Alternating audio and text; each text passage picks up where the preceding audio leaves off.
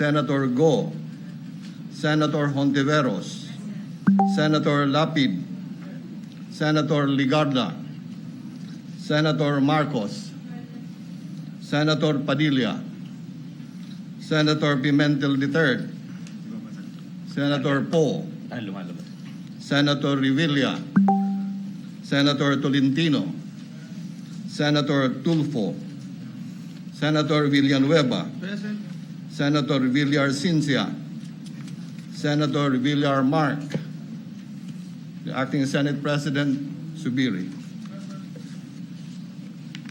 With 24 senators present, the chair declares the presence of a quorum. Majority Leader?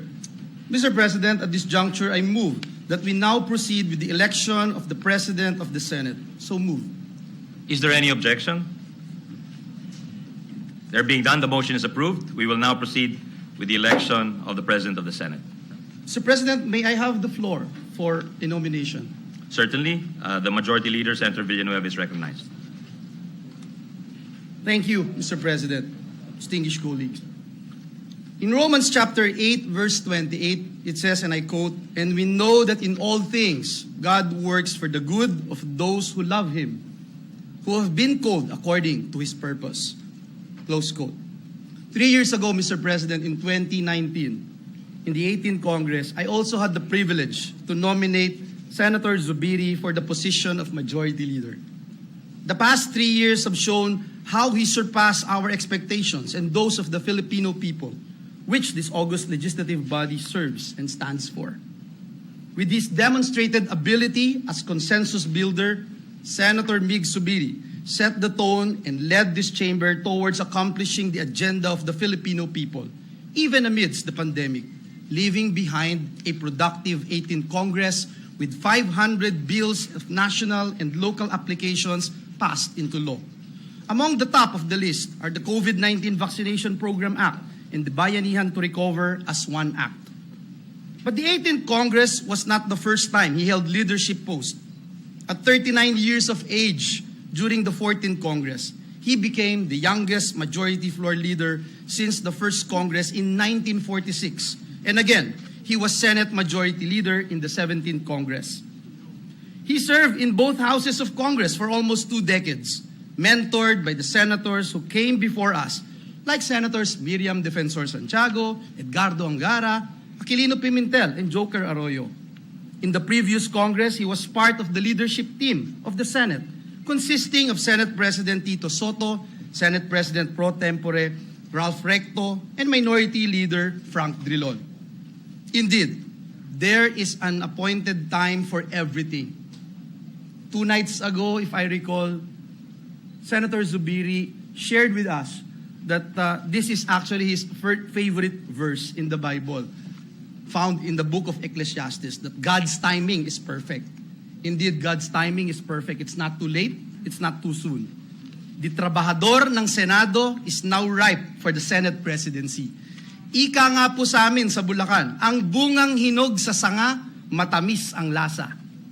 Senator Migs and several other senators present here today, Senator Cheese, Senator Alan, Senator Sani, Senator Aimee, Senator Risa, Senator Win, and I became colleagues in the lower house during the 12th and 13th Congresses.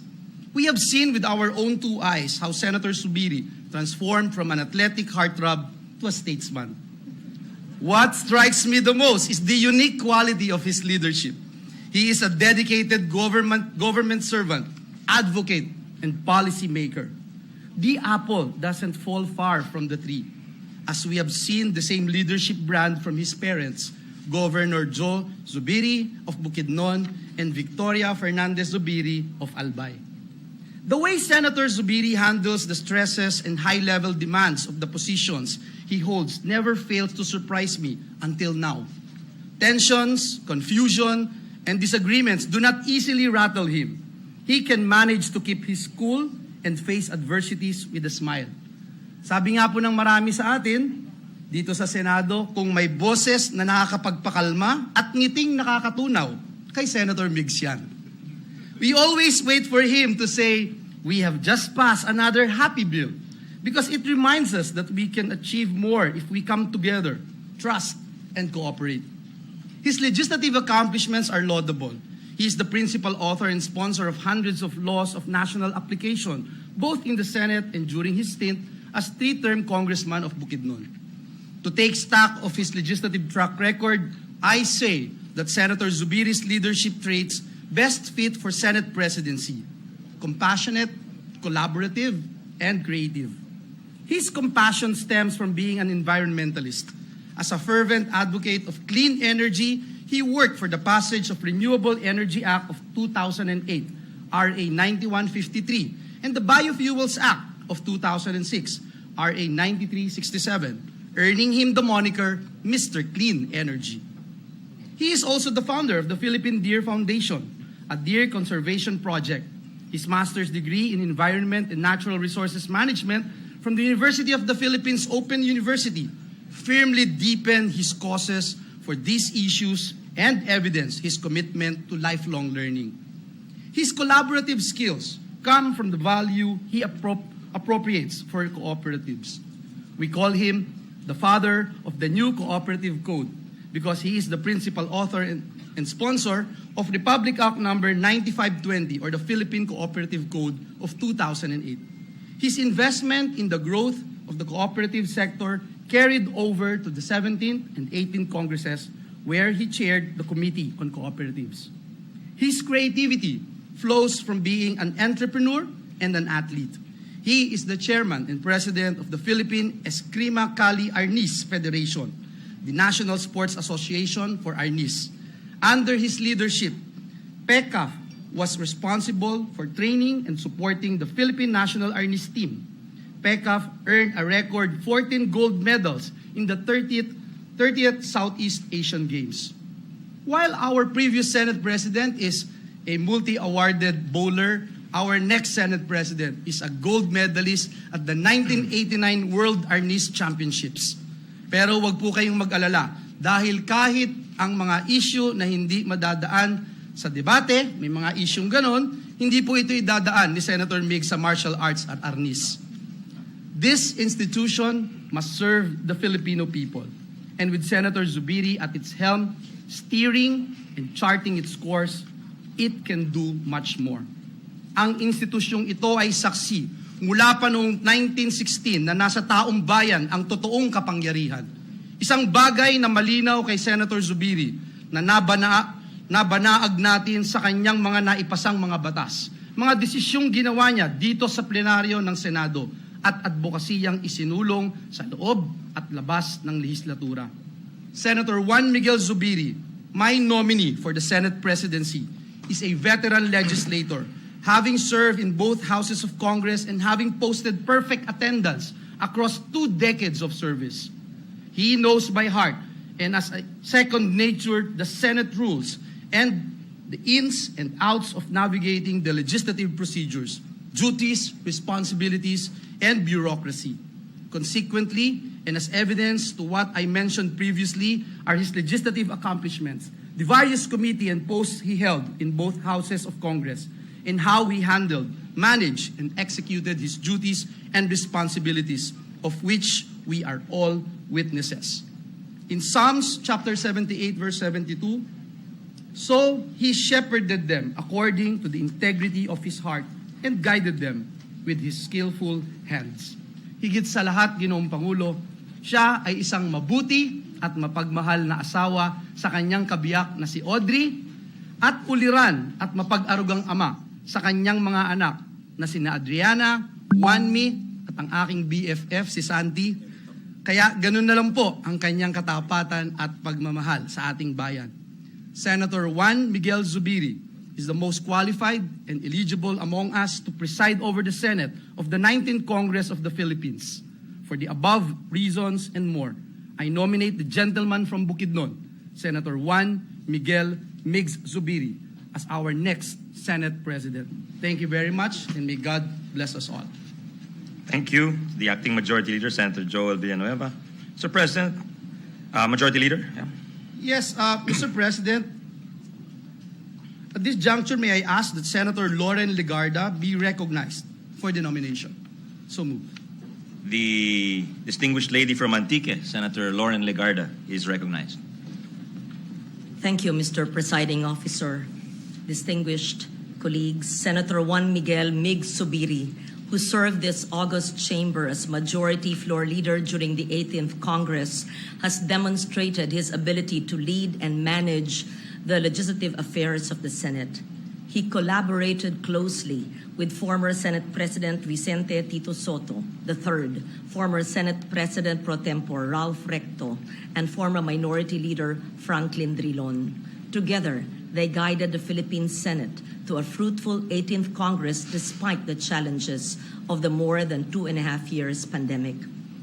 Dynamic, hardworking, congenial, forward-looking, there is never a day I do not see Senator Mig Zubiri not smiling. At siya ang tunay na trabahador ng Senado. It is my honor and privilege to nominate Senator Juan Miguel Zubiri of Mindanao as Senate President of the 19th Congress. Thank you, Mr. President. Thank you, Senator Legarda. Majority Leader. Thank you, Mr. President. Mr. President, I ask that Senator Jinggoy Ejercito Estrada be recognized for the nomination. The gentleman from San Juan, Senator Jinggoy Ejercito Estrada, is recognized. Thank you very much, Mr. Presiding Officer. Morning to our esteemed colleagues, distinguished ladies and gentlemen. As we open today the 19th Congress, our people expect as members of this upper chamber to keep the role of the Senate as the last bastion of democracy, a revered institution that consistently upholds the national interest, protects civil, political, and human rights, and promotes transparency and accountability in public service. The last national elections was probably the most divisive in recent years. More than 2 months has since passed. We now have to buckle down and perform our respective mandates as elected officials of this country. And as we navigate a challenging recovery from the pandemic, amid the resurgence of COVID-19 cases, the Senate needs to steer needed pieces of legislation to build back a better economy. And to get things done, there's no one in my mind that could lead the present composition of the Senate but Senator Juan Miguel Zubiri, or Senator Migs, as we fondly call him. However, if you were to ask me 2 decades ago what my impressions are about of Senator Migs, my answer would probably be not the most glowing. After all, we were then at the opposite ends of the political spectrum. I was part of the first family, while the neophyte Congressman Zubiri was with the opposition, who was among the most critical of my father's administration. Ngunit may kasabihan tayo, bilog ang mundo. At gaya ng mga bagay sa ating buhay, gayon din sa larangan ng politika, marami na po ang nagbago. Ang ilang bumabati ko sa atin ngayon, noon ay kaalyado at mabuting kaibigan na natin ngayon. To borrow the very witty but wise words of my father, weather lang yan. As I came to know him up close and personal in the 4 years that we were together in the Senate, I came to admire the man. When I was honored to be our Senate President Pro-Temp during the 14th Congress, he was our hard-working Majority Floor Leader. As Majority Leader, Senator Migs demonstrated competence and expertise on parliamentary rules and procedures and was able to steer and guide floor deliberations and pending measures with utmost fairness and direction, effectively creating an atmosphere of cooperation and understanding from both the majority and minority members. Indeed, I saw firsthand how this gentleman works. Totoong trabador ng Senado. He was a true consensus builder, finding ways and means to shepherd the passage of important measures and effectively navigated the so-called 24 republics that is this institution. His recognition as a consensus leader in the upper chamber was the reason why he regained his majority leadership, first bestowed upon him during the 14th Congress, in the 17th, and in the last 18th Congresses.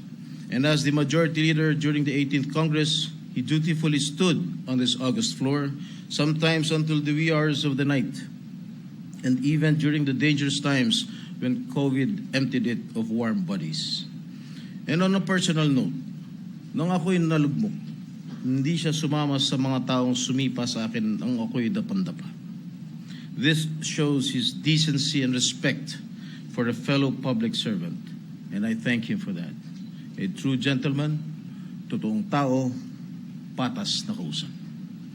Ngunit hindi tayo naghahanap ng pinuno na mabait o malambing o may pakikisama lamang. Ang hanap natin ay isang leader na masipag, magaling, at higit sa lahat, may alam. And to quote Martin Luther King, a genuine leader is not a searcher for consensus, but a molder of consensus. And in several instances in the past, Senator Zubiri displayed his ability to diffuse the tension on the Senate floor through his ice cream diplomacy.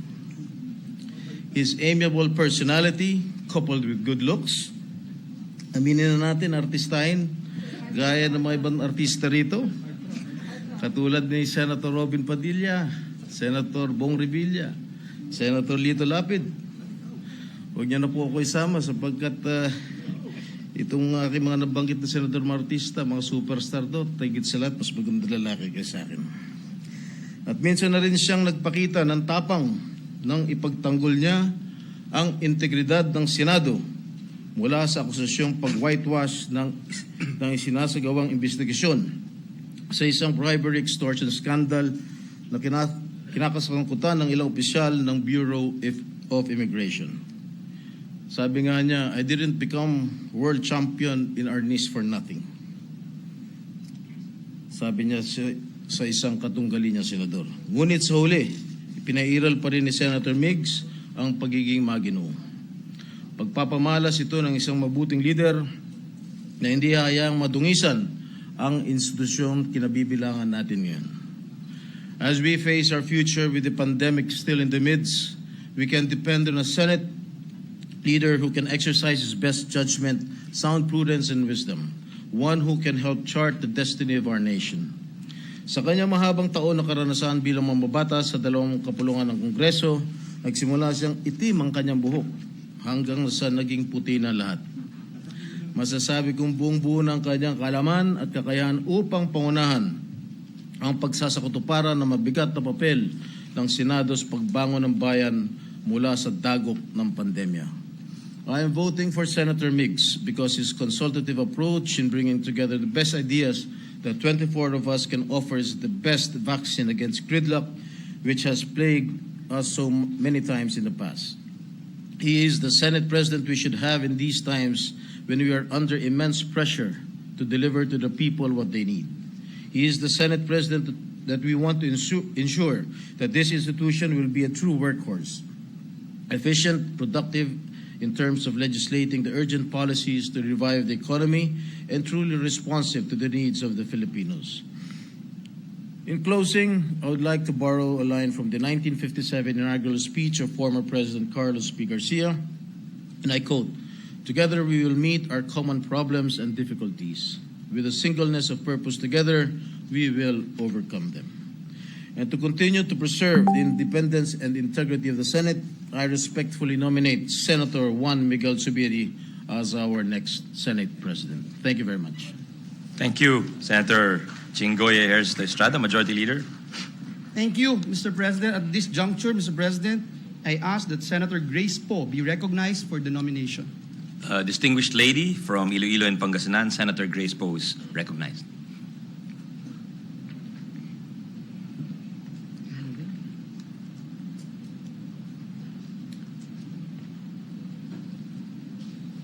Mr. Presiding Officer, fellow senators of the Republic, it is my honor to nominate Senator Juan Miguel Mig Zubiri, the most charming gentleman senator of this current wave of statesmen, as the Senate President of the 19th Congress. Congress deserves hard-working public servants, and it is my honor to be led by the best of us all.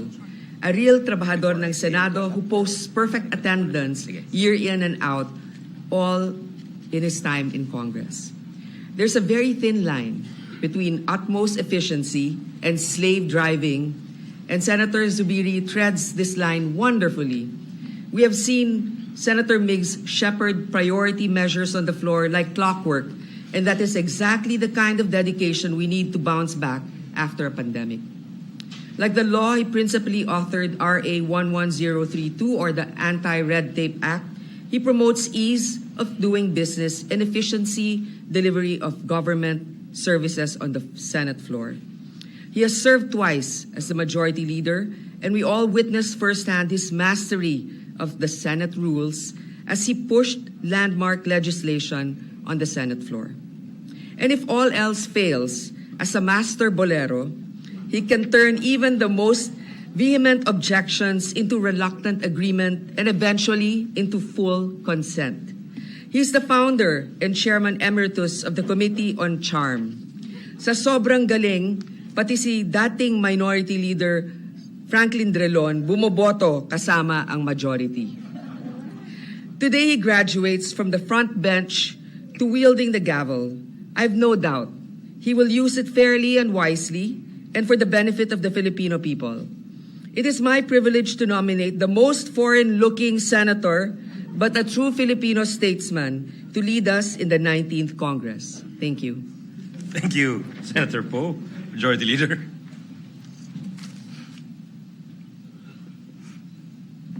Thank you, Mr. President. Mr. President, may I ask that Senator Ronald Bato de la Rosa be recognized for the nomination? So moved. The gentleman from Davao del Sur, Senator Ronald Bato de la Rosa, is recognized.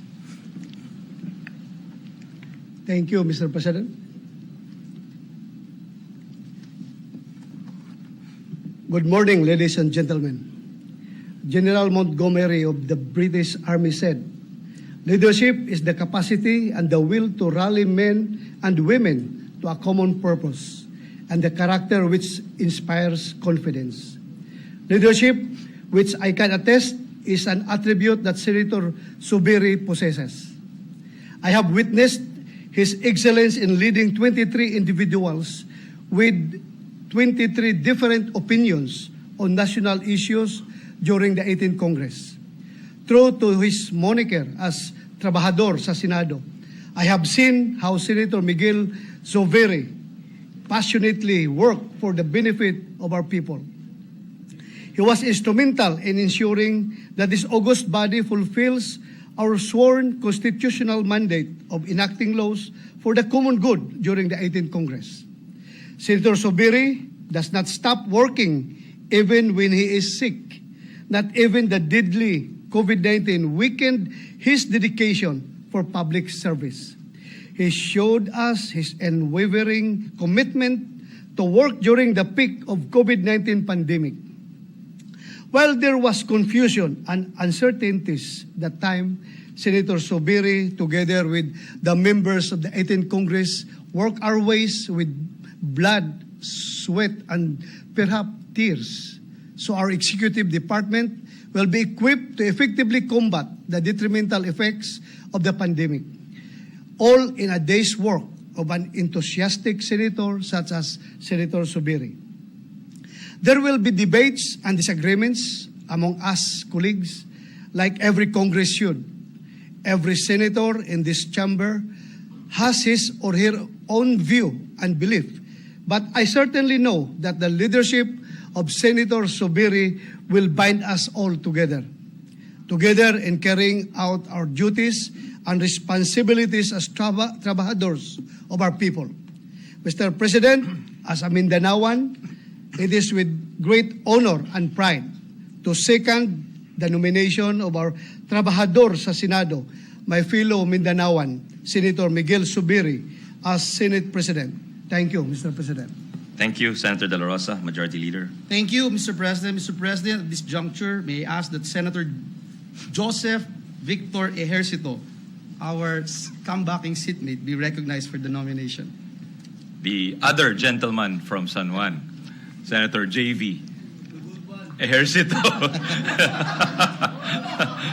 Let it be put on record that Senator Jinggoy mentioned him as the good one. They're both good ones, Mr. President. We recognize Senator J.V. Ejercito for his nomination.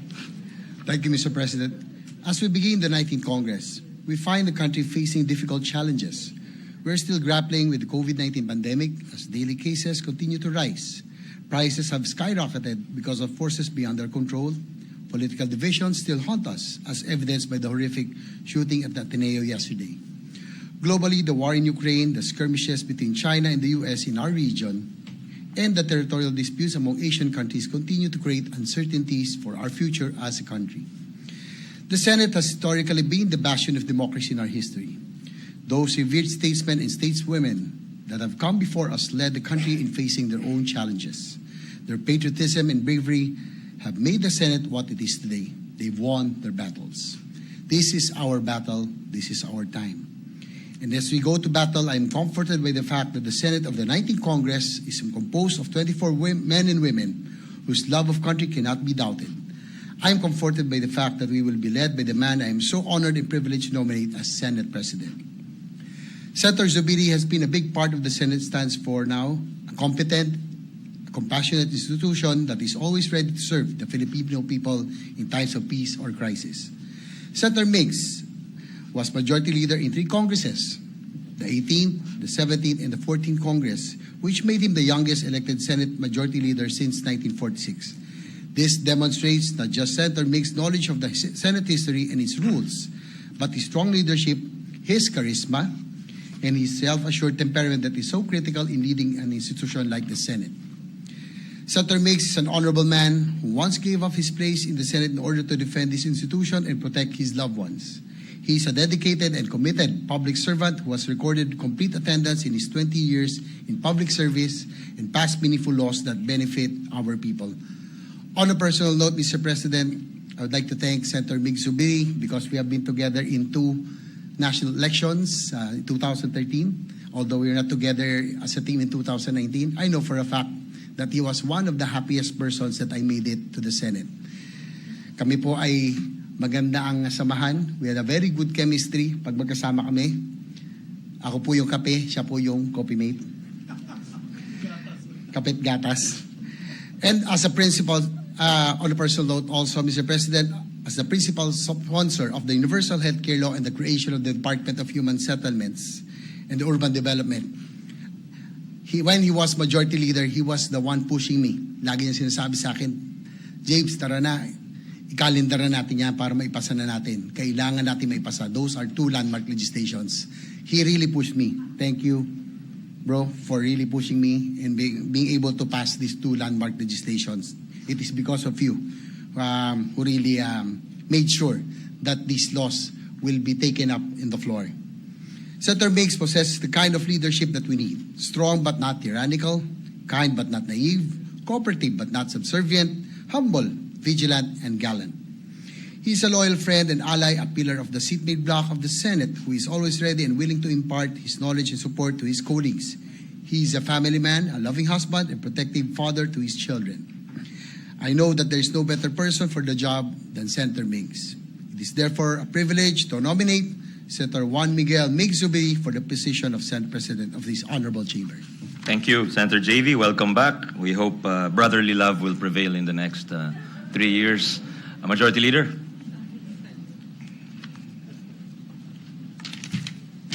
Yes, Mr. President, at this juncture, with the consent of the body, there are no other nominations. I therefore move that we close the period of nomination and proceed to elect by acclamation Senator Juan Miguel F. Zubiri as President of the Senate. Is there any objection? There being none, the motion is approved. Congratulations to Senate President Juan Miguel Fernandez Zubiri.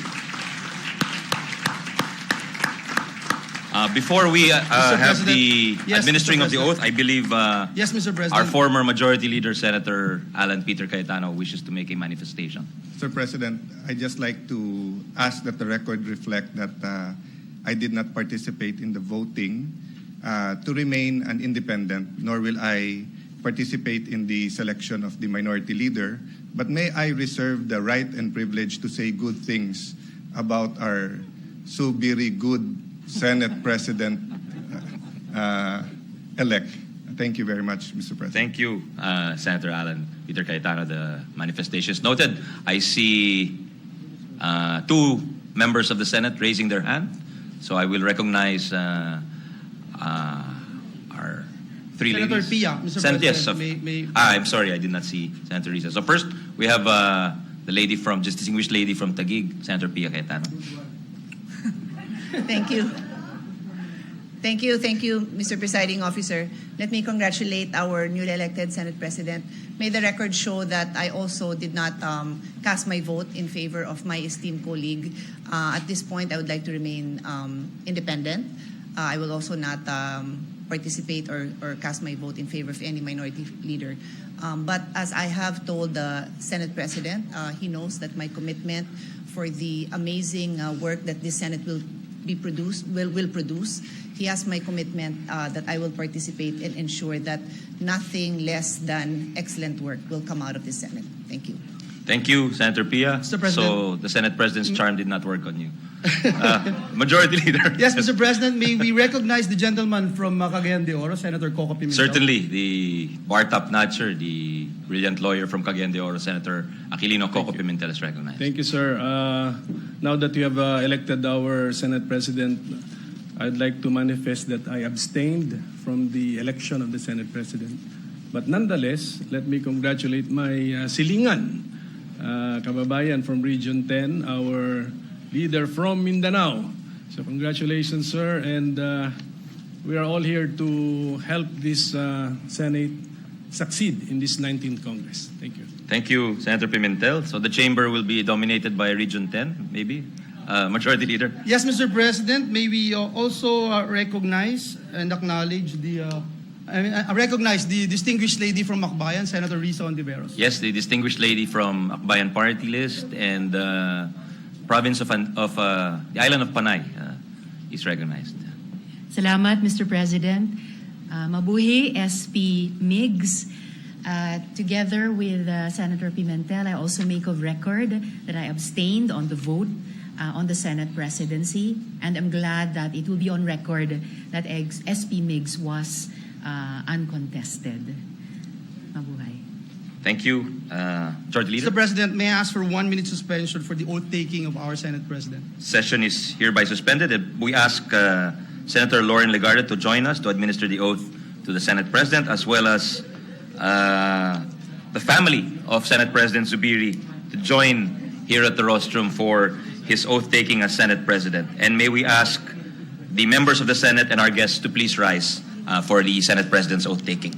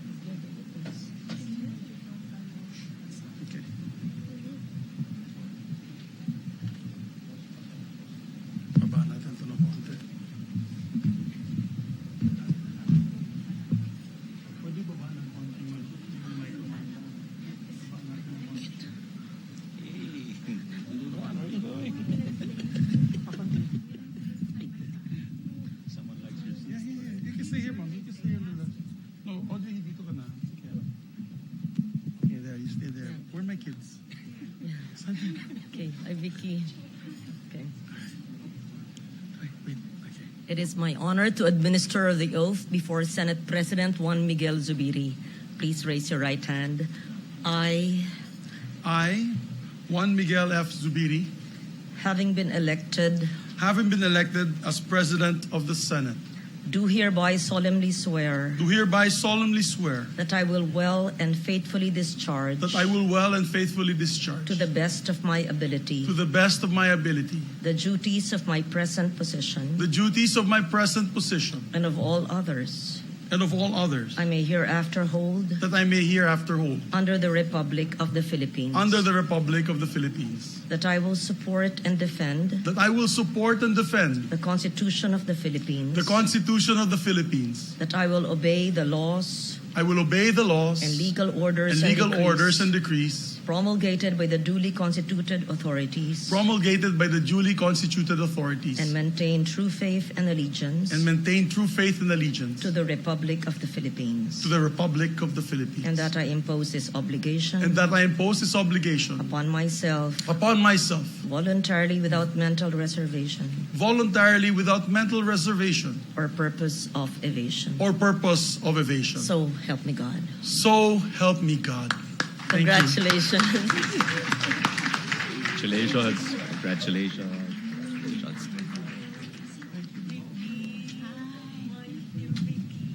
Congratulations, Senate President Zubiri. We'll now turn over the rostrum to the Senate President.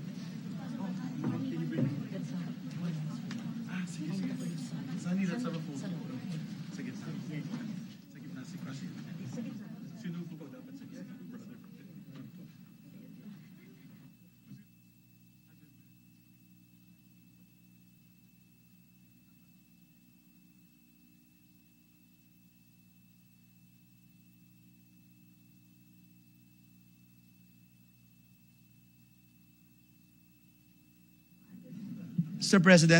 President, to give time for picture taking with the new Senate President, maybe suspend the session for a minute. Oh, that's okay. We can continue. Okay. Yeah, we can do this. Oh, would you want to? Okay, suspend. I move to suspend, Mr. President.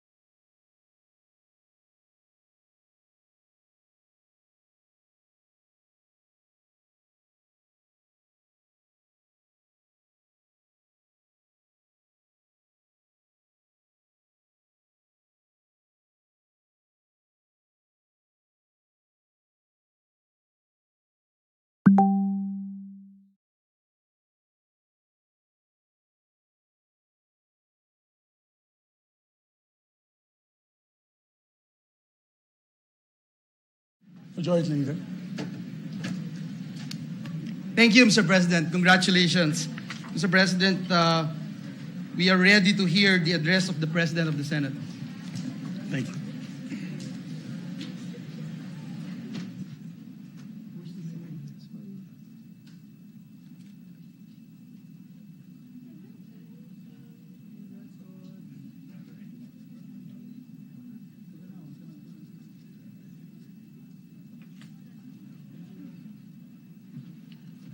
Thank you very much.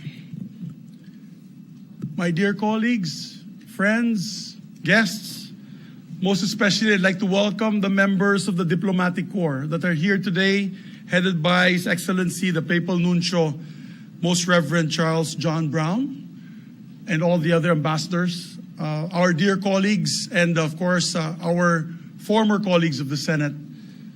To my family and friends, magandang umaga po sa inyo lahat. To my colleagues, thank you for the trust. I shall repay that honor with hard work as your trabajador ng Senado. To my family, my wife Audrey, who's always been supportive of me 1,000%. To my children Adriana, Juan, me, and Santi. to my mother and father, Mommy Vicky and Daddy Joe, I pledge that nothing I do will stain the memory of our ancestors or sour your love for me. It is with humility that I accept this position. I do so conscious of the burden it carries and committed to the work it entails. As presiding officer, I may wield the gavel, but not the power of this institution. That power is shared by us all, by every one of you, and more so our main responsibility of responding to the needs of the people and respecting their will. I say this, my friends, because you and I know that never has the fate of the Senate been dependent on the hands of only one man. It has always rested on the collective shoulders of all its members. The Senate has been described as one of the main engines of the ship of state, all of its 24 cylinders firing, unleashing the energy that propels our nation forward. However, this Senate does not merely row, it also steers the ship so it will not run into shoals or storms. It is the reason why we have to keep watch, always. But every new Senate's course is chartered by the challenges under which it operates. Every new Senate job description is written by the crisis it must confront. And ours is dictated by multiple crises before us: food, fuel, fiscal, and the fading faith of our people in our institutions, just to name a few. On top of this is the COVID pandemic, which, courtesy of a mutating virus, will continue to disrupt lives and choke the economy before it can breathe its very last. But what it cannot suffocate is the fighting spirit of a people whose virtues of hard work, solidarity, compassion are greater than the virus at its vilest. This Senate will meet these big problems with bold thinking and brave legislation, but most especially, and I'm looking forward to this, bipartisanship. In this Senate workshop of great ideas, laws will be forged, and from which oversight of those who implement or ignore the laws will also be conducted. And speaking of oversight, we will exercise it not because we want to encroach on the executive branch or emasculate it of its powers. We do so in order to help government, the presidency even, remedy deficiencies in the delivery of public services and recalibrate ineffective policies. This Senate, under my leadership, however, will be one to solve problems more than it would find faults. While probes are magnets for publicity, and I learned this from the father of Sani Angara, Senator Ed Angara, it is the policies, laws patiently written line by line away from the limelight that drives progress. But for us to do our role, we must uphold the Senate's proud tradition of being independent. And that is important because the Senate's independence is a linchpin of its two other hallmarks: industry and innovation. Generations of our predecessors, whose names are etched on the wall leading to this hall, have exercised this to the benefit of our people. The Senate, therefore, is not an office of 24 receiving clerks for executive proposals. We will improve what has been proposed to us as we initiate our own. We do so not because we are rivals of power or for the other branch, but because we are partners for progress. We do so not to compete for influence, but to cooperate for the ways and means on how to bring the nation forward. This stance, practiced by all the Senates which had sat before us, has been the proven formula on how this chamber has been able to uphold the interests of the Republic and promote the welfare of our people. Our vigilance has purged proposed laws of provisions that harm the people. Our insight, on the other hand, have maximized the gains of our people will reap from laws. When bills are unnecessarily complicated, we inject it with common sense. When bills attempt to overreach, we shield the vulnerable. And when proposed tax rates are higher than what is reasonable, we make them fair or we make them go away. When the suggested spending borders on the frivolous, we remind them to be frugal. And when problems remain unattended, we come up with solutions. Not even the COVID-19 pandemic prevented the Senate before us from making emergency bills like Bayanihan 1 and Bayanihan 2 evolve into superior pieces of legislation despite having to conduct business remotely because every man and woman in this chamber rose to that occasion. Today, my dear colleagues, we will troop to the Batasan to hear President Ferdinand Bongbong Marcos Jr. perform his constitutional duty of telling us the state of the nation. For sure, he will be asking Congress to support initiatives that will address the people's clamor for jobs, bring down prices of basic goods, affordable food, humane transport, among other relief measures. And when he enumerates them, my dear friends, let us view them in the proper context. That this is not a presidential wish list he crafted on his own, but a president articulating what the people want. So let us respond to what the people want urgently. And let us do it through the time-honored fashion by which the Senate has acted upon during times of crisis, by harnessing the best ideas from our brightest can offer. So the cures will not just bring temporary relief, but also permanently release our people from what ails them. Acting on this urgent request, I will also allow us to redeem the campaign promises and pledges that we have made. This will be the first down payment of what we owe the people for the mandate they have gifted us with. So let us come up with bills that deliver a big payload of solutions to the big problems of the land, what the people truly want, that will improve their lives and not just pogi points for the Senate. Laws that will bring social good, not just social media hits. Jobs created, hunger reduced, inflation slashed, GNP growth, houses built, higher school test scores, and middle class expanded are the metrics that should gauge our performance instead of likes, shares, and views. Legislation must not lag behind the social, economic, and technological curve, my dear colleagues. It also must be ahead of what the people want. This requires scrutinizing the budget so that the tax payments will be spent on things that will go or do greater good rather than to those, or to do greater good to those who pay them. If there's one mission that should animate the Senate of the 19th Congress, it is an overriding theme.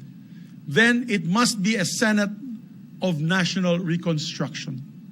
But the recovery that we should work for together is not merely returning to where we were once before. It is catapulting ourselves to a better place than the past. And as we buckle down to work, let me issue some invitations. To the public, let me assure you that this is not only a multitasking Senate, it is also a crowdsourcing one.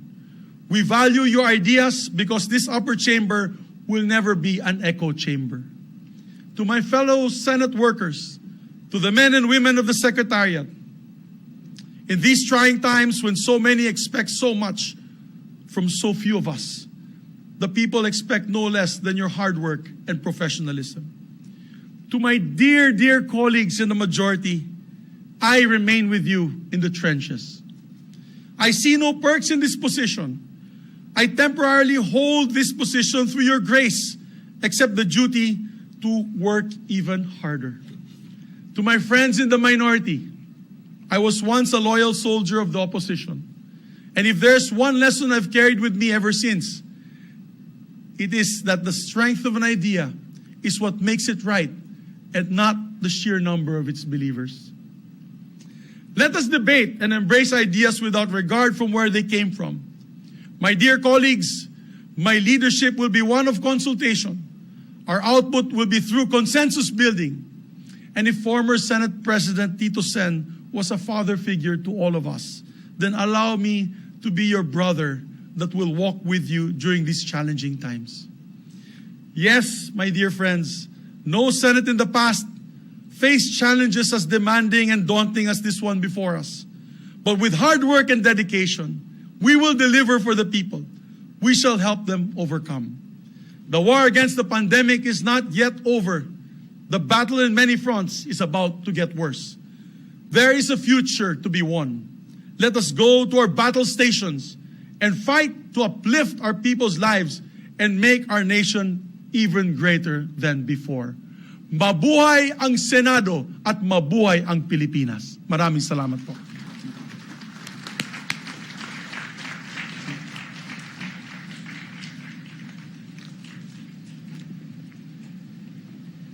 Mr. President, thank you, Mr. President. Again, congratulations. At this juncture, Mr. President, I move that we proceed with the election of the Senate President Pro-Tempore. Is there any objection? There being none, the motion is approved. We will now proceed with the election of the Senate President Pro-Tempore. Mr. President, may I ask that Senator Sani Angara be recognized for the nomination.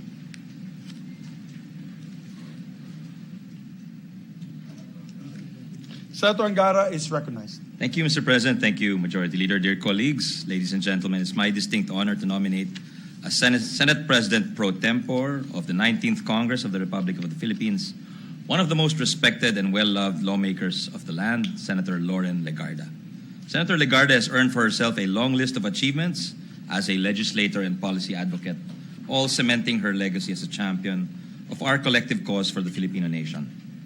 As a senator for 18 years and a congresswoman for 3 years, Senator Legarda authored numerous laws that shaped the policy landscape in the country for the environment, climate action, disaster risk reduction, sustainable development, cultural heritage preservation, and indigenous peoples' rights, among many others.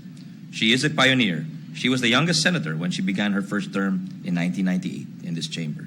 She was the only woman to have topped the senatorial election twice. She was the only woman to have served as Senate Majority Floor Leader at the young age of 41. She was both a TOWNS, or 10 Outstanding Women in the Nation, and TOYM, 10 Outstanding Young Man Awardee, in her early 30s.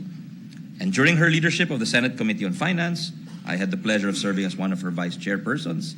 She ensured the mainstreaming of climate change adaptation and disaster risk reduction measures in the annual budget of government agencies. Climate and sustainability have been lifelong advocacies for Senator Legarda, and over the years, her vigorous and relentless environmental campaigns and climate policy leadership have been recognized internationally. From the United Nations to the IMF World Bank, from Sendai to Paris to Bonn, hers has been a well-respected and highly sought-out voice at the most senior levels of international climate diplomacy, consensus building, and decision-making. On top of her legislative duties, she has worked as a UNDRR Global Champion for Resilience, a UNFCCC National Adaptation Plan Champion, and a Commissioner of the Global Commission on Adaptation. She was recognized as a Global Leader for Tomorrow by the World Economic Forum and a UNEP laureate, and was chosen as one of the global parliamentarian champions of the Climate Vulnerable Forum. Alongside these advocacies, Mr. President, Senator Legarda has also vigorously championed our rich Filipino heritage and has worked to promote cultural resilience and the rights of our indigenous people. Through her efforts, the Philippines returned to the Venice Biennale in 2015 after a hiatus of more than 5 decades, opening yet another opportunity for our people to showcase our identity, our heritage, and our history to the rest of the world. In recognition of her exceptional contributions here and abroad, Senator Legarda has been bestowed the title Knight in the French National Order of the Legion of Honor, Knight in the Order of Merit of the Italian Republic, and the Award of Distinction by the European Union, or EU. She has brought nothing but pride to the nation. So voluminous are her achievements that many seem to forget that prior to entering public service, Senator Legarda first came into national consciousness as a broadcast journalist. Some of us remember her as an anchor in The World Tonight next to Angelo Castro Jr. and as host of The Inside Story, a current affairs program. She earned many accolades for her journalism, including a KBP Golden Dove Award and a Benigno Aquino Award for Journalism in 1995, among more than 30 awards. Mr. President, colleagues, for many of us in the Senate, Senator Legarda has acted as both an anchor and a vanguard. But for many of those close to her, she's our Tita Ganda. She kept us steady amid turbulence, rallied us through tough times, and led the country toward a more climate-resilient and sustainable future. I am confident under your leadership, Mr. President, and with Senator Legarda backing you up as our President Pro-Tempore, the Senate is bound to achieve more and to reach new heights, to ultimately serve for the benefit of Filipinos everywhere at all times. It is thus my honor and privilege to nominate Senator Lorna Regina Lauren Bautista Legarda as our Senate President Pro-Tempore. Thank you, dear colleagues. Thank you, Mr. President. Thank you very much, Senator Angara. Majority Leader. Thank you, Mr. President. Mr. President, I ask that Senator Nancy Binay be recognized for the nomination, Mr. President. Senator Binay is recognized. Thank you, Mr. President. I have the privilege of nominating Senator Lauren Legarda as the Senate President Pro Tempore of the 19th Congress.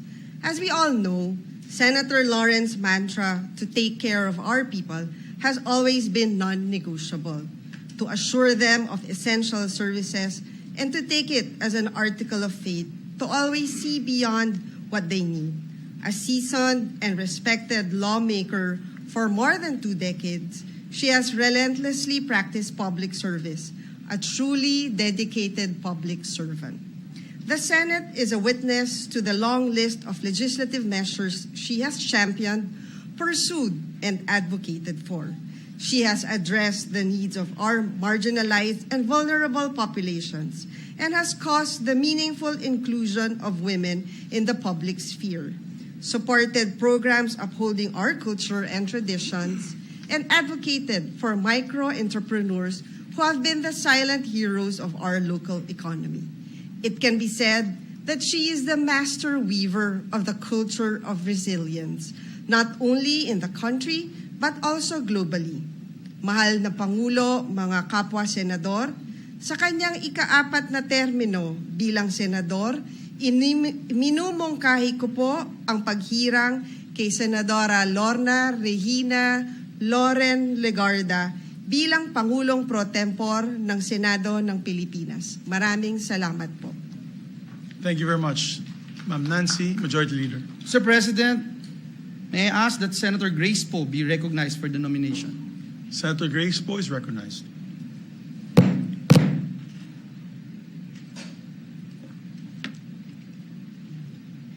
Thank you, Mr. President. It is my honor and privilege to nominate the most senior member in tenure serving this Congress, not in age, but perhaps in experience and longevity, Senator Lauren B. Legarda as the Senate President Pro Tempore of the 19th Congress, a legislator since 1998 and having served both in the Senate of the Philippines and the House of Representatives. It is an understatement to say that Senator Legarda is an authority in legislation. Personally, I am a witness to Senator Lauren's work as she was one of the standing senators when I was first elected to the Senate in 2013, and she was very kind to me and served as a mentor. She championed for measures on the environment, climate change, adaptation, disaster risk reduction and management, sustainability, and climate justice. Likewise, she has vigorously backed legislation on an array of subject matter in the arts and culture, education, employment, and entrepreneurship. More importantly, this lady senator was instrumental in the passage of several important pieces of legislation, such as Republic Act No. 9501, or the Magna Carta for Micro, Small, and Medium Enterprises, Republic Act 8759, or the Public Employment Service Office Act, Republic Act 9509, or the Barangay Livelihood and Skills Training Act, and Republic Act No. 9231, a measure that outlawed child labor, among other laws. In addition to this, she became the chairperson of the Committee on Finance in the 17th Congress. During her term, she fiercely led the committee and ensured transparency and proper and judicious allocation of funds. Senator Legarda is a kind and compassionate public servant, yet she remains to be strong and no nonsense in accomplishing her task. She truly gets things done.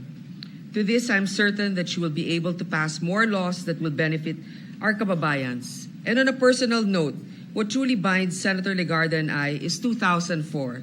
She was the embattled running mate of FPJ, and Senator Legarda has proven her strength of spirit.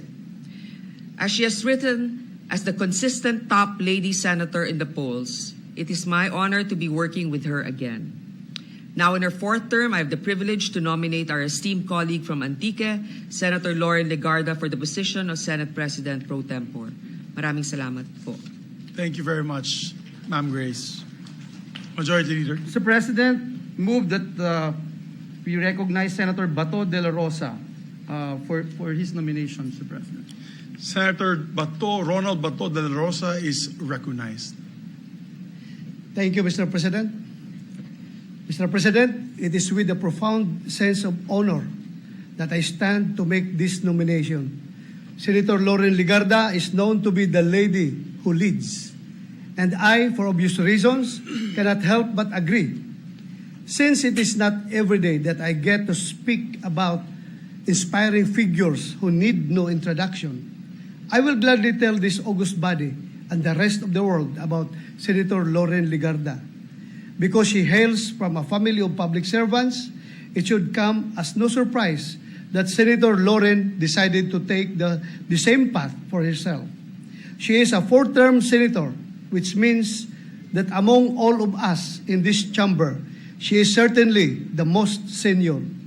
Most senior at hindi lang dahil sa tagal niya sa Senado, Mr. President, kundi dahil sa dami at kalidad ng mga batas na kanyang naipasa.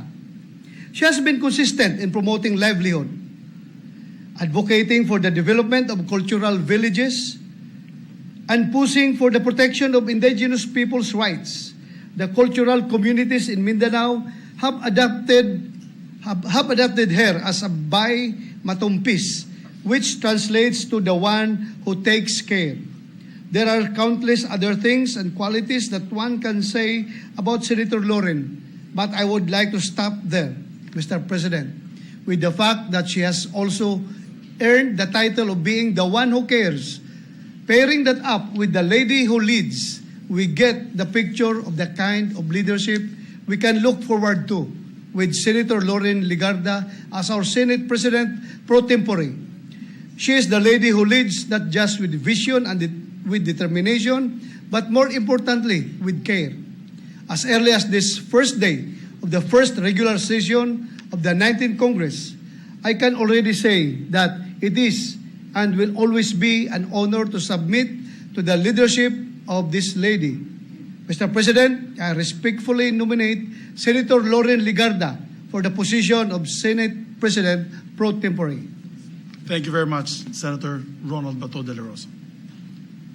Mr. President,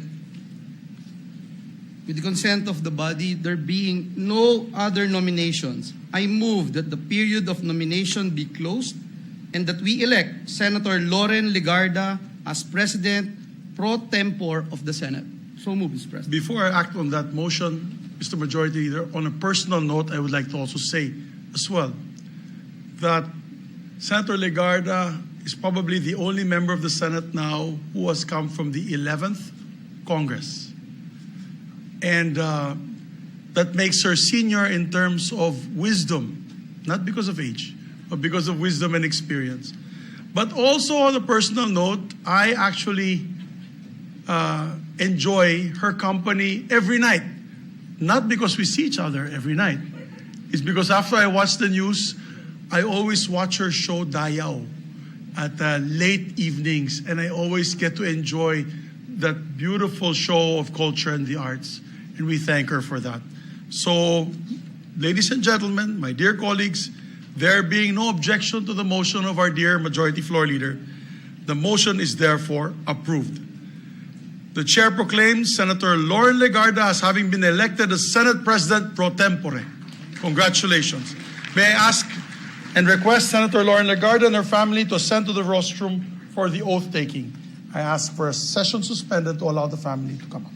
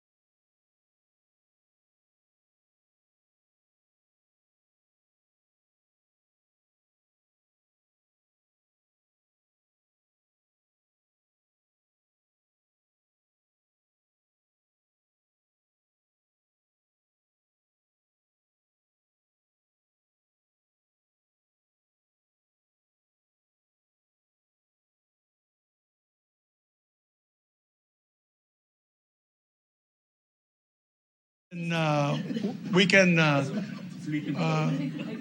use that already and place that on the records of the Senate with the permission of the body.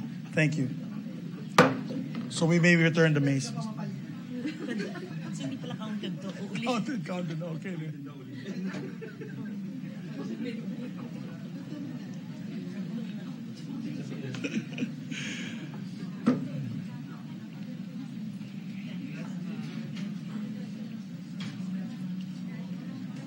Since the session is resumed, Majority Leader.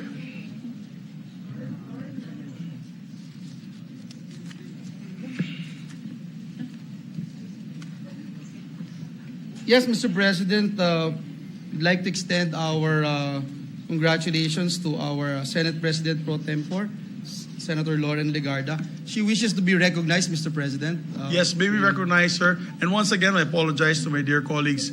A bit of oversight. I forgot to start session, but with the permission of the body,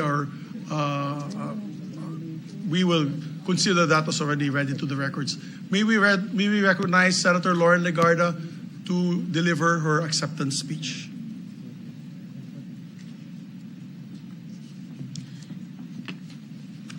Mr. President, distinguished colleagues, excellencies, officers, and staff of the Senate, it is with great honor that I accept the Senate President Pro-Tempore position.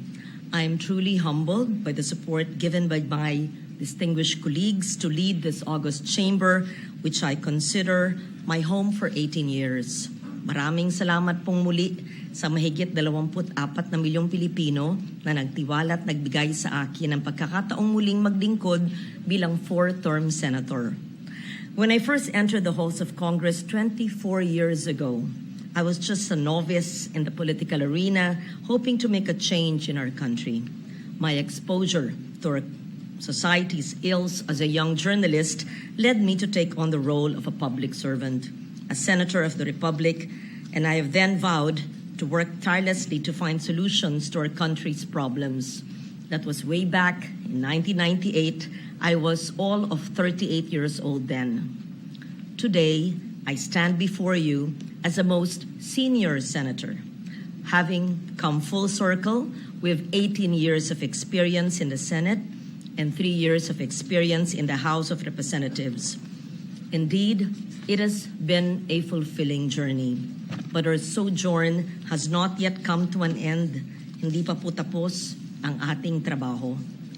Over the last 20 years, we have enacted laws, programs, policies.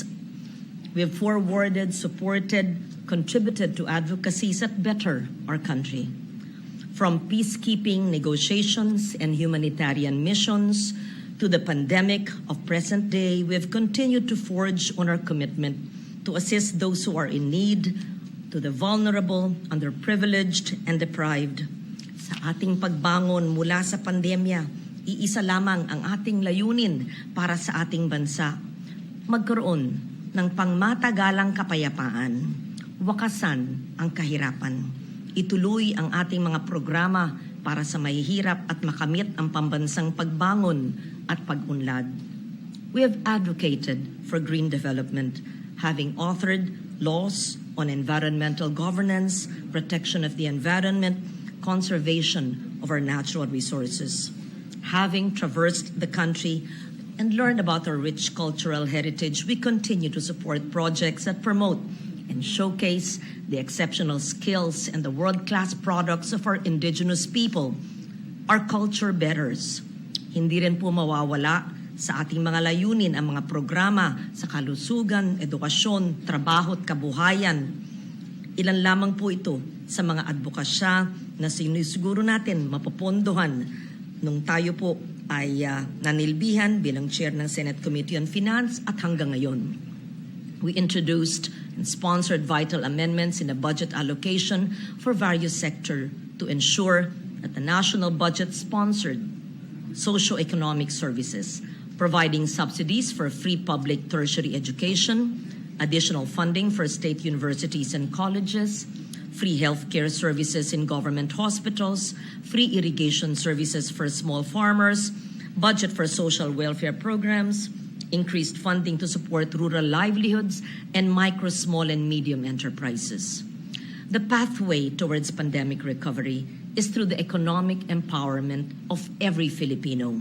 That means supporting our MSMEs, 99.51% of the country's businesses, and are responsible for an estimated 5.3 million jobs, or 62.66% of the country's employment, bolstering the efficiency of our health sector as part of our vital investments in our human capital by pushing for the full implementation of the Universal Healthcare Act.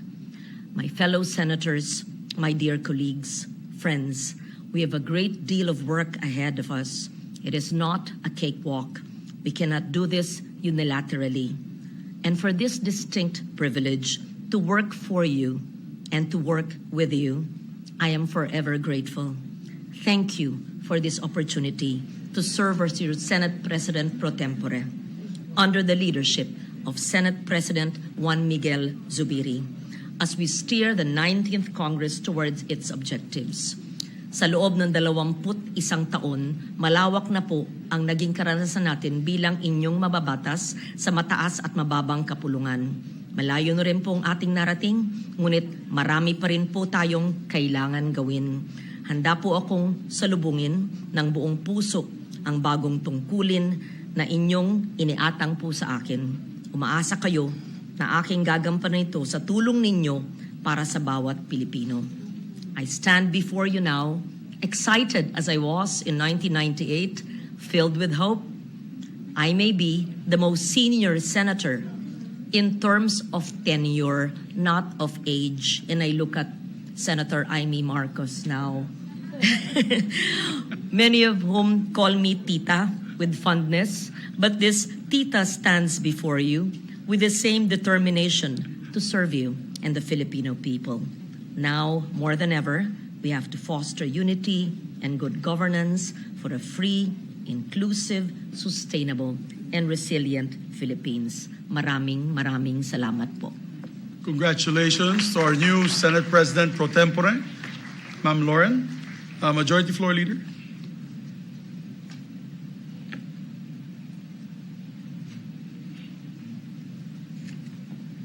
Mr. President, I move now that we proceed with the election of the Chairman of the Committee on Rules. Please proceed. Is there any objection, Mr. President? Gentlemen, hearing none, the motion is approved. Mr. President, may I ask that Senator Angara be recognized for the nomination. Thank you, Mr. President, Mr. Majority Leader, mga ginagalang nakasama. Muli po akong tumatayo, Ginoong Presidente, para ilahad ang aking nominasyon para sa Majority Floor Leader o Chairman ng Committee on Rules sa ika-19 na Kongreso or 19th Congress, ang aking katuwang sa advokasya, sa paglikha ng batas, sa paglaro ng basketball, ang aking kumpadre at malapit na kaibigan, no less than Senator Joel Testaman Villanueva. Una pong naging legislador si Senator Villanueva bilang party list representative ng Citizens Battle Against Corruption or CBAC party list.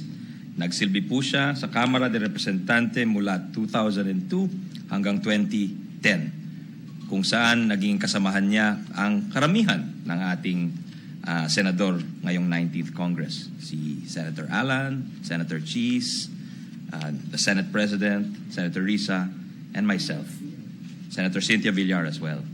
Sa panahong yon, nagsilbi siyang Minority Leader para sa Commission on Appointments as well as Deputy Minority Floor Leader sa plenaryo. Nagsulong siya ng mga resolusyon para tutukan at maimbestigahan ang iba't ibang aligasyon ng katiwalian na nagaganap di umano sa mga transaksyon ng gobyerno. Naging may akda din siya ng Anti-Red Tape Act of 2007 at ng Freedom of Information Act. After ably serving 3 terms in the House of Representatives, Senator Villanueva was appointed by President Benigno Noynoy Aquino III as Secretary of the Technical Education and Skills Development Authority, or TESDA.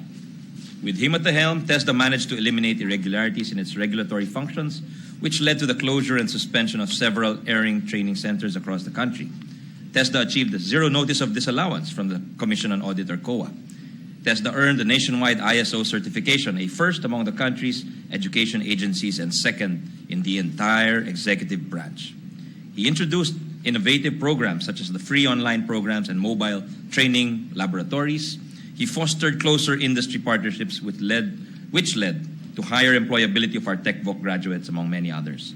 In our opinion, his most important contribution at the time was to raise the profile of TESDA and technical vocational education in the minds of our people. He himself became a certified barista, a skill that may prove to be useful in the new role he is about to occupy in the Senate for those late nights with you, Mr. President. We are hoping TESDA can once again soar to those same heights under him and help our countrymen during these tough times for our people. His performance in TESDA, Mr. President, was so exemplary. It gave him that high national profile to help win a Senate seat in 2016, with the second highest number of votes among all the candidates at 18.4 million votes. And throughout his first term as senator, he was tireless as he chaired the committees on labor, employment, and human resources development, as well as higher technical and vocational education. He authored and co-authored critical pieces of legislation, such as the Doktor para sa Bayan Law, the Tulong Trabaho Law, the First-Time Job Seekers Act, the Ladderized Education or the Philippine Qualifications Framework Act, the Occupational Safety and Health Standards Law, the Telecommuting or Work-from-Home Law, and the Free College Tuition or the Universal Access to Quality Tertiary Education, UACTEA Act, among many others. Especially the creation or upgrading of state universities and colleges, Mr. President.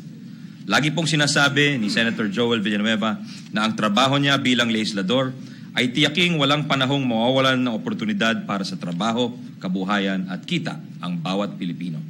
Sigurado po kami na ipagpapatuloy niya ito sa kanyang pangalawang termino dito sa Senado. Naniniwala po kami na bukod dito malaki ang maitutulong niya para siguraduhin tumatakbo ng tama ang proseso ng paglilikha ng batas dito sa ating institusyon at mabibigyan ng sapat na pagkakataon ng bawat senador sa mayorya, sa minorya man o sa independent bloc man sila nakahanay. He is a loving husband to Mrs. Gladys Cruz Villanueva and a father to 2 young children. Kaya, Ginoong Presidente, malugod kong inihaharap ang aking nominasyon para sa posisyon ng Majority Floor Leader ng Senado sa darating ng Kongreso ang ating kaibigan at seatmate kay Senator Emmanuel Joel Testaman Villanueva. Maraming salamat po, mga kasamahan, Mr. President. Maraming salamat, Senator Angara. Majority Leader. Mr. President, may we recognize Senator Ronald Bato de la Rosa for his nomination speech. Senator De La Rosa, you are recognized. Thank you, Mr. President. Mr. President, my esteemed colleagues, it is my distinct honor to rise today to nominate our distinguished colleague, Senator Joel Testaman Villanueva, as the chairperson of the Senate Committee on Rules, also known as BMW, the brother of migrant workers. Mr. President, BMW. Mr. President, Senator Joel has proven to us time and again that he is indeed worthy to be called a public servant in his own right. The hard work of our dear colleague has been constantly recognized beyond these walls of the Senate.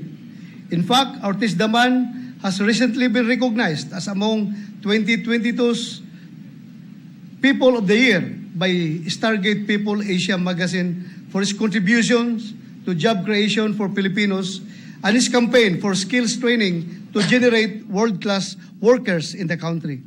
Mr. President, a chairperson of the Committee on Rules is a man who shows up with his untarnished perfect attendance and his consistently notable contributions as a legislator. I can attest that Senator Joel is not only a man who shows up, he is a man who shows up prepared and performs beyond expectation, even during pandemic and his period of mourning kung saan siya ay nagluluksa sa sunod-sunod na pagkawala ng kanyang mahal sa buhay.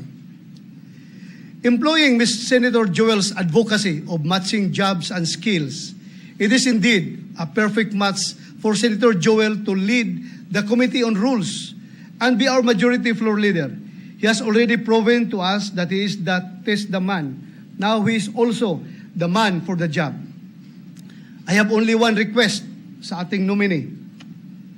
Please, Senator Joel, see to it that my good friend, Senator Francis Tolentino, will no longer complain about the disappearances of his local bills from the calendar of business.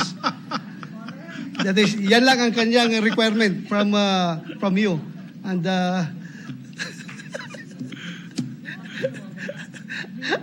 I therefore nominate Senator Joel Villanueva as chairman of the Committee on Rules for the 19th Congress. Thank you, Mr. President.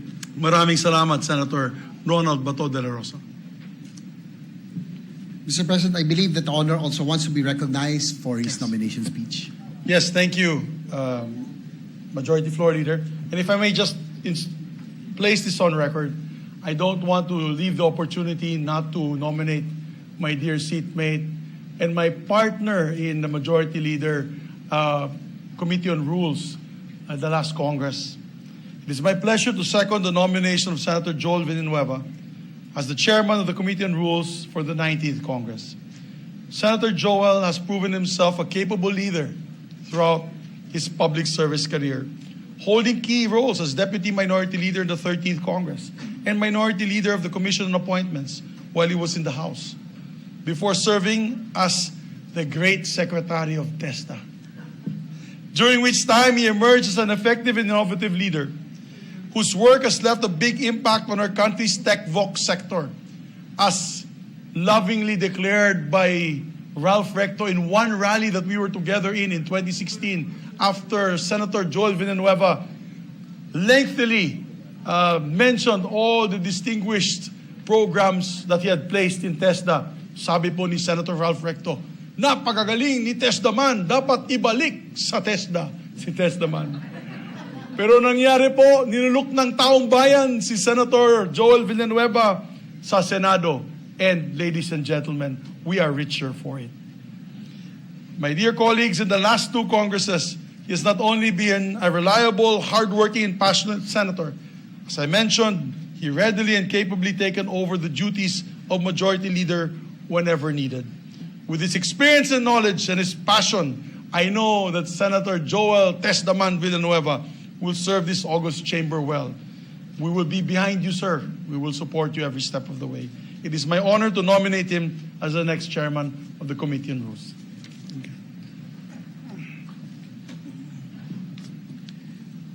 Mr. President, there being no other nominations, I move that we close the period of nomination and elect Senator Joel Villanueva as the chairman of the Committee on Rules. Is there any objection? The chair hearing none, the motion is approved. There being no other candidate, the chair proclaims Senator Joel Villanueva as having been elected as the chairman of the Committee on Rules under the rules of the Senate. He's now our Majority Floor Leader. Congratulations, sir. May I request Senator Villanueva and his family to ascend to the rostrum for the oath-taking. Session is suspended for... Yes, Mr. President. May we recognize Senator Robin Hood Padilla.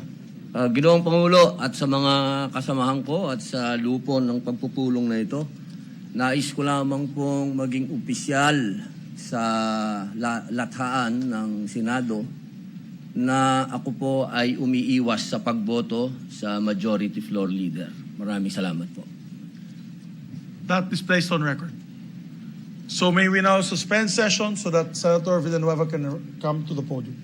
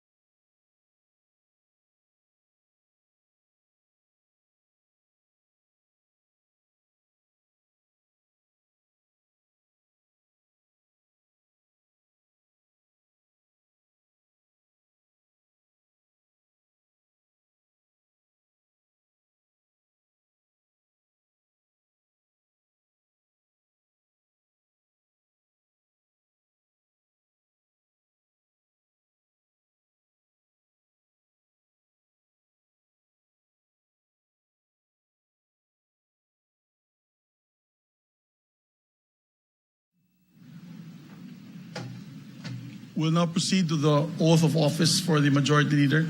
Please raise your hand and repeat after me. I, Manuel Joel J. Villanueva, having been elected as having been elected as chairman of the Committee on Rules, do hereby solemnly swear do hereby solemnly swear that I will well and faithfully discharge, that I will well and faithfully discharge, to the best of my ability, to the best of my ability, the duties of my present position, the duties of my present position, and of all others I may hereafter hold, and of all others I may hereafter hold, under the Republic of the Philippines, under the Republic of the Philippines, and that I will support that I will support and defend the Constitution of the Philippines, and defend the Constitution of the Philippines, that I will obey the laws, that I will obey the laws, the legal orders, the legal orders, and decrees promulgated by the duly constituted authorities, and decrees promulgated by the duly constituted authorities, and maintain true faith and allegiance to the Republic, and maintain true faith and allegiance to the Republic of the Philippines, the Republic of the Philippines, and that I impose this obligation and that I impose this obligation upon myself voluntarily,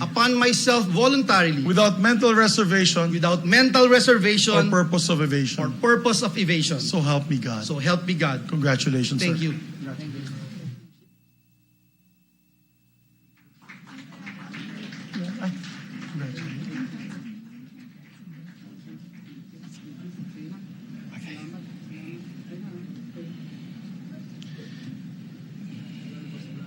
May we now proceed with the election of the Secretary of the Senate. Majority Leader.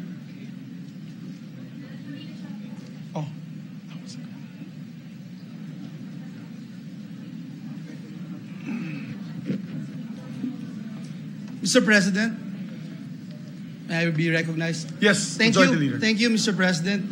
The distinguished lady from Akbayan wishes to be recognized. May she be recognized, Mr. President. May we recognize the distinguished lady, Senator Risa Ontiveros. Salamat kaayo, Mr. President. It is my honor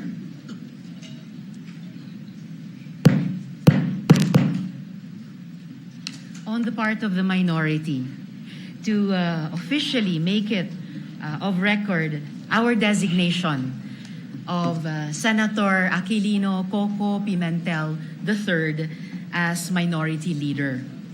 Senator Pimentel, Mr. President, who is a friend of long-standing since our college days in the historic early to late 1980s, a veteran lawmaker, a former Senate President, no less, and I'm sure will make an excellent Minority Leader. Just like his father, the late, great Senator Kanene Pimentel, who once served this august hall as Senate President, then as Minority Leader. I am certain that, like his father, and by the way, Mr. President, they will be for the first time the father and son tandem who would have served both as SP and as Minority Leader.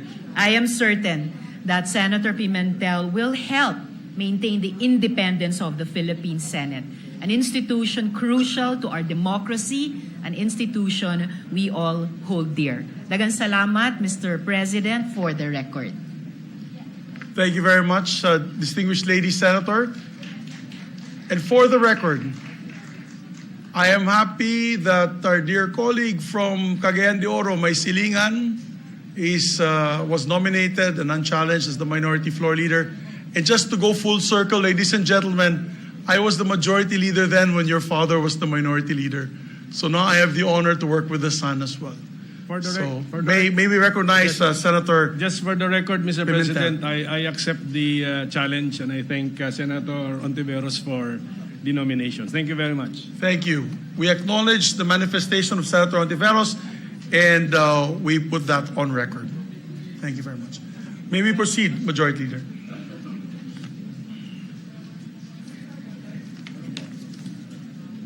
Yes, Mr. President. Mr. President, may I just be allowed to make a very, very short manifestation, Mr. President?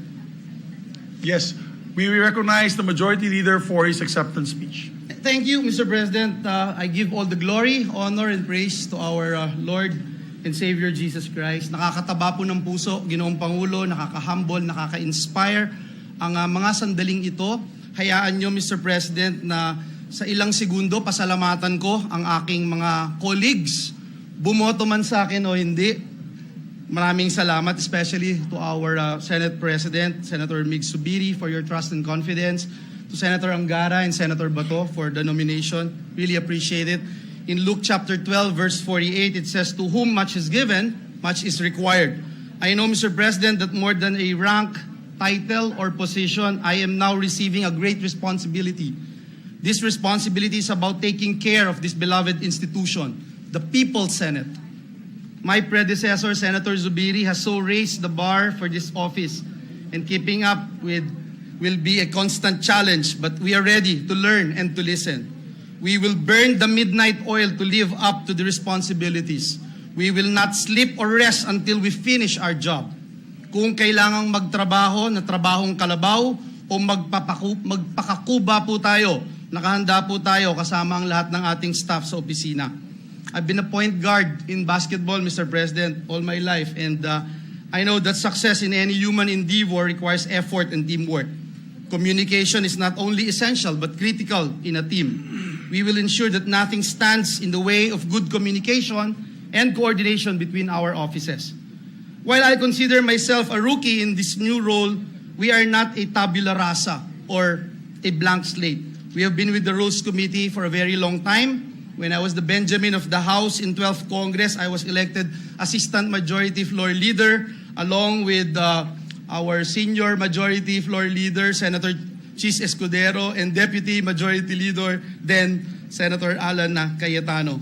Mr. President, when Senator Chis became our Minority Leader, I was one of his Deputy Minority Leader, and I must say that I lavishly benefited from the guidance of Senator Chis, Senator Alan, especially on how to make the rules serve the best interests of our people. I know that we stand on the shoulders of giants in our attempt to make a difference. And let me say that the past 6 years were worth more than a doctorate degree because of the mentoring we received from the living legends and the gurus of this institution. To name a few, si former Senate President Tito Soto, Senator Ralph Recto, Senator Frank Drilon, Senator Ping Lacson, among others. I also would like to take this opportunity to in closing, Mr. President, to thank my family, my brother, my sister, my dad, Brother Eddie, and most especially my mom and sister, whom I know are watching me right now, for demanding that I always do my best. To honor their memories, I pledge every bit of energy in my body, mind, and spirit to give justice to this responsibility you entrusted to me, dear colleagues. To my wife, Gladys, who is here today with us, this role is going to take effort, and I have to admit, extra effort, Labs. Ngayon pa lang ay nagpapasalamat na po ako sa kanya dahil sa hirap at ginhawa, lagi ko siyang kasama, and I love her and I will always will. In closing, Mr. President, let me say that God bless my life with opportunities. He makes my cup overflow. To praise, honor, and glorify Him forever is the only desire of this representation. Iaalay po natin ang bawat segundo, bawat minuto, at bawat oras ng trabaho natin dito sa Senado upang maparangalan, mapurihan, at madakila at ang dakilang pangalan ng ating Panginoong Diyos. Kaya mga kasama, tara, trabaho na tayo. Maraming salamat, Ginoong Pangulo, at pagpalain tayong lahat ng ating Panginoong Diyos. Maraming salamat and congratulations to our dear Majority Floor Leader. Majority Leader. Mr. President, at this juncture, I move that we proceed with the election of the Secretary of the Senate. So moved, Mr. President. There being no objection, the Chair hears none. The motion is approved. We will now proceed with the election of the Secretary of the Senate. Mr. President, for the position of the Secretary of the Senate, may I nominate Attorney Renato N. Bantug Jr. Attorney Bantug has been with the Senate for 27 years. He has been our Executive Director for Legislation since 2004. He also served as Acting Senate Legal Counsel in 2010 and was the Chief of Staff of the Office of the Senate President from 2013 to 2016. Again, Mr. President, I nominate Attorney Renato Bantug Jr. as Secretary of the Senate. There are no other nominations. Is there any other nominations? May we ask the lady senator, Senator Risa, to deliver her motion. Salamat kaayo, Mr. President. in perhaps a first exercise of the bipartisanship from the part of the minority, I am honored and happy to second the nomination of Attorney Ray Bantug as the Senate Secretary.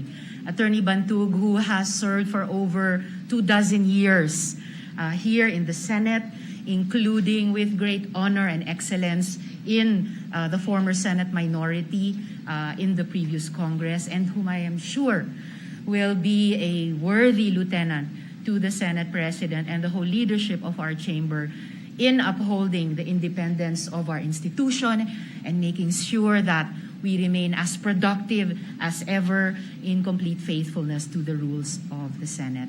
Salamat kaayo, Mr. President. Daghan kay salamat, ma'am. Majority Leader. Mr. President, there being no other nominations, I move that the period of nomination be closed and that we elect Attorney Renato N. Bantug Jr. as Secretary of the Senate. So moved, Mr. President. There being no objection, the motion is approved. Attorney Renato Bantug Jr. is elected Secretary of the Senate. Congratulations, sir. May I ask Attorney Bantug and his family to ascend to the rostrum for the oath taking while we take a 1-minute suspension. Thank you, Mr. President.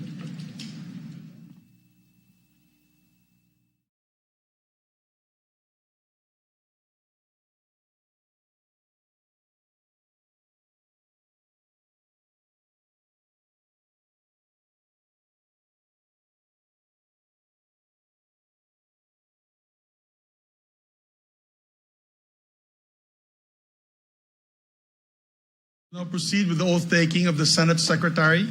May we ask the Senate Secretary to raise his right hand and repeat after me. I state your name. I, Renato N. Bantug Jr., Having been elected as, having been elected Secretary of the Senate, do hereby solemnly swear do hereby solemnly swear that I will well and faithfully discharge, that I will well and faithfully discharge, to the best of my ability, to the best of my ability, the duties of my present position, the duties of my present position, and of all others I may hereafter hold, and of all others I may hereafter hold, under the Republic of the Philippines, under the Republic of the Philippines, that I will support and defend the Constitution of the Philippines, that I will support and defend the Constitution of the Philippines, that I will obey the laws and legal orders, that I will obey the laws and legal orders, and decrees promulgated by the duly constituted authorities, and decrees promulgated by the duly constituted authorities, and maintain true faith and allegiance to the Republic of the Philippines, and allegiance to the Republic of the Philippines, and that I impose this obligation and that I impose this obligation upon myself voluntarily, without mental reservation, or purpose of evasion. So help me God. So help me God. Congratulations, Secretary.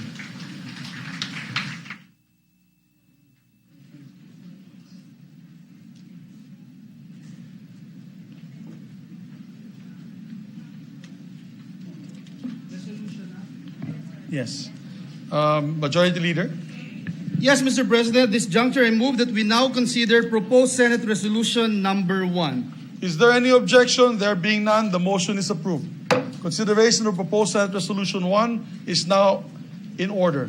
The Secretary will read the title and text of the resolution. Proposed Senate Resolution number 1, informing His Excellency the President of the Philippines that the Senate has been organized with the election of its officers, and that this body has entered upon the exercise of its functions for the first regular session of the 19th Congress of the Philippines. Resolved by the Senate that His Excellency the President of the Philippines be informed that the Senate has been organized with the election of its officers, and that this body has entered upon the exercise of its functions for the first regular session of the 19th Congress of the Philippines. Adopted, Joel Villanueva, Senator. Mr. President, with the consent of the body, Mr. President, I move that we adopt proposed Senate Resolution number 1. So moved, Mr. President. Is there any objection? There being none, the motion is approved. Mr. President, at this juncture, I move that we consider proposed Senate Resolution number 2. So moved, Mr. President. Is there an objection? There being none, the motion is approved. Consideration of the proposed Senate Resolution number 2 is now in order. The Secretary will read the title and text of the resolution. Proposed Senate Resolution number 2, informing the House of Representatives that the Senate has been organized with the election of its officers, and that this body has entered upon the exercise of its functions for the first regular session of the 19th Congress of the Philippines. Resolved by the Senate that the House of Representatives be informed that the Senate has been organized with the election of its officers and that the body has entered upon the exercise of its functions for the first regular session of the 19th Congress of the Philippines. Adopted, signed, Joel Villanueva, Senator. Thank you, Mr. President. I move that we adopt proposed Senate Resolution number 2. So moved, Mr. President. Is there an objection? The chair hearing none. The motion is approved. Please proceed. Mr. President, at this juncture, we are in a receipt of a message from the House of Representatives. May I ask the Secretary to read the message for the record? I believe the Senate Secretary just relayed to me that the message has not yet arrived, so we can skip this portion, Your Honor. Let's proceed with the adoption of House Concurrent Resolution. Therefore, Mr. President, I move that we adopt House Concurrent Resolution number 1. I so move, Mr. President. The chair, is there any objection? Chair hearing none, the motion is approved. Consideration of House Concurrent Resolution number 1 is now in order. The Secretary will read the resolution. House Concurrent Resolution number 1, providing for the Senate and the House of Representatives to hold a joint session to hear the message of the President of the Republic of the Philippines. Resolved by the House of Representatives, the Senate concurring, that both houses of Congress of the Republic of the Philippines hold a joint session on Monday, July 25, year 2022, at 4 o'clock in the afternoon at the session hall of the House of Representatives to hear the message of the President of the Republic of the Philippines. Adopted, signed, Manuel Jose Manix M. Dalipi, Representative. Mr. President, I move that we consider Senate Concurrent Resolution number 1. So move, Mr. President. Is there an objection? There being none, House Concurrent Resolution number 1 is hereby adopted. Please proceed, Majority Leader. Mr. President, I move that we adopt Senate Resolution number 1. So move, Mr. President. Is there any objection? There being none, the motion is approved. Consideration of the proposed Senate Concurrent Resolution number 1 is now in order. The Secretary will read the title and text of the measure. Senate Concurrent Resolution number 1, creating a joint committee of the Senate and the House of Representatives to notify the President of the Philippines that Congress, now convened for its first regular session of the 19th Congress of the Philippines, is ready to hear his State of the Nation address in a joint session of both houses. Resolved by the Senate, the House of Representatives concurring, that a committee of 5 members of the Senate, appointed by the Senate President, join a committee of the House of Representatives to notify the President of the Philippines that Congress, now convened for its first regular session of the 19th Congress of the Philippines, is ready to hear his State of the Nation address in a joint session of both houses. Adopted, signed, Joel Villanueva, Senator. Mr. President, I move that we adopt Senate Concurrent Resolution number 1. I so move, Mr. President. Thank you very much, my dear colleague. But before we adopt it, I would like to amend it to 6 members, as 1 member would wish to join the 5-member delegation. If there being no objection, Senate Concurrent Resolution number 1 is hereby adopted. Thank you, Mr. President. Pursuant thereto, to join the Senate President, I hereby appoint to the Joint Notification Committee on the part of the Senate, Senators Joel Villanueva, Senator Loren Legarda, Senator Amy Marcos, Senator Jinggoy Ejercito Estrada, and Senator Francis Tolentino.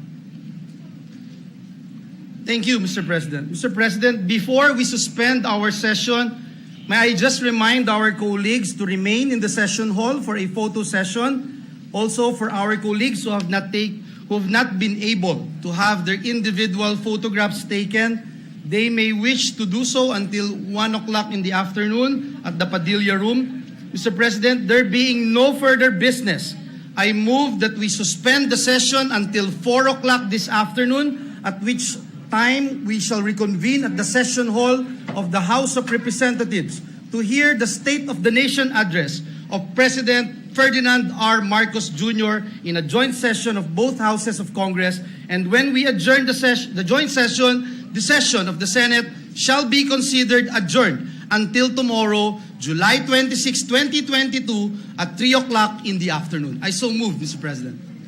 There being no objection, the chair hears none. And before I suspend session, I once again want to thank all my colleagues, my dear colleagues, maraming salamat sa inyo po. To all the guests, maraming salamat. Now the motion is approved. Session is suspended until 4 o'clock this afternoon for the joint session of Congress. The members of the Senate are advised to proceed to and be seated at Session Hall of the House of Representatives by or before 3 p.m. After the joint session, the session of the Senate shall be considered adjourned until tomorrow, July 26, 2022 at 3 o'clock in the afternoon. The session is now suspended until 4 o'clock this afternoon.